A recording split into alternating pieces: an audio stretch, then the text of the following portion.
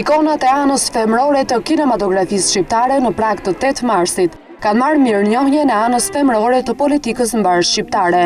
Në një aktivitet organizuar nga zonja e kryeministrit shqiptar Liri Berisha, aktoret më të famshme shqiptare janë vlerësuar jo vetëm për arritjet e tyre profesionale, por edhe për modelin që ato i dhanë familjes. Në fjalën e saj, zonja Liri Berisha u shpreh se artistet u bën modeli i gruas që theu tabut në vitet e komunizmit.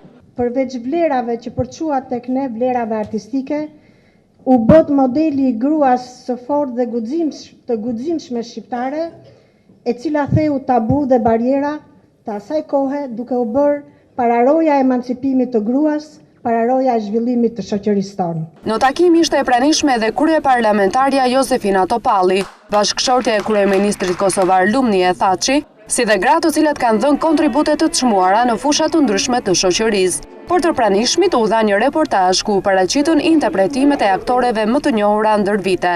Më pas, 20 aktore morën nga një kup mirënjohje nga zonja Berisha.